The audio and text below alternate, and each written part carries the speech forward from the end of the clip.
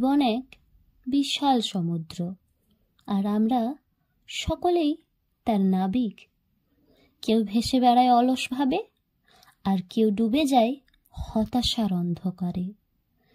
আবার কেউ বা লড়াই করে তীরে ফেরার জন্য।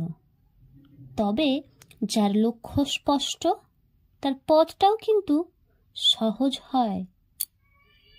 তো বন্ধুরা, আমার এই কথা বলার উদ্দেশ্য হলো শুরু তো কোথাও না কোথাও একটা মানুষকে করতেই হয়। কেউ বা জন্ম থেকেই শুরু করে, কেউ শৈশব থেকে, কেউ কৈশোর থেকে, কেউ যৌবন থেকে, আবার কারো বা বার্ধক্য অবস্থাতেও শুরু হয়, তাই না? একটা মানুষ যখন বৃদ্ধ অবস্থায় পৌঁছায়, তখনও হয়তো তার চেতনার জাগরণের শুরু হয়। তার হয়তো চেতনা হয় যে কোথায় তার কি করা উচিত ছিল আর কি ছিল না। সে হয়তো হাড় খাটুনি খেটে গেছে তার পরিবারের জন্য, তার সংসারকে দাঁড় করানোর জন্য। বিনিময়ে সে কি পেয়েছে? অবহেলা, অগ্রাহ্য, এগুলো ছাড়া সে কিছুই পায়নি। তাই তারও শুরু হয়, তারও চেতনা হয়। তাই বলি, অলসতাকে দূরে ঠেলে সময়ের সাথে দৌড়ান। কঠোর পরিশ্রম আর একাগ্রতা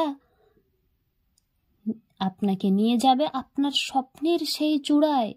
যে স্বপ্ন আপনি রোজ দেখেন, সেই স্বপ্ন যদি আপনি শুধু ঘুমিয়ে ঘুমিয়ে স্বপ্নই দেখেন, বালিশের ওপর মাথা দিয়ে, চোখে দুটি চোখ বন্ধ করে যদি আপনি স্বপ্ন দেখতে থাকেন, তাহলে কিন্তু আপনার স্বপ্ন স্বপ্নই থেকে যাবে।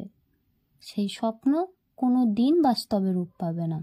আপনাকে লড়ে নিতে হবে বন্ধু।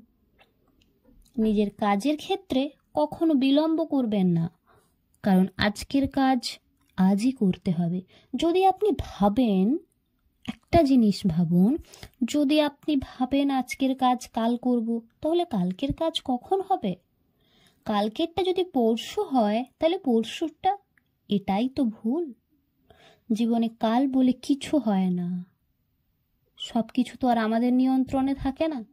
তাই আপনি যা করতে ভালোবাসেন তাতে মনোযোগ দিন। ফলাফলের চিন্তাটা না হয় ছেড়েই দিন। দেখবেন সাফল্য আপনার দরজায় কড়া নাড়বেই। এক একটা মুহূর্ত হারিয়ে যাওয়া মানে সুযোগ হারিয়ে যাওয়া। তাই পরিশ্রম দিয়ে, ধৈর্য দিয়ে, অধ্যবসায় দিয়ে ছিনিয়ে নিন আপনার সাফল্য। ভালো থাকবেন বন্ধু।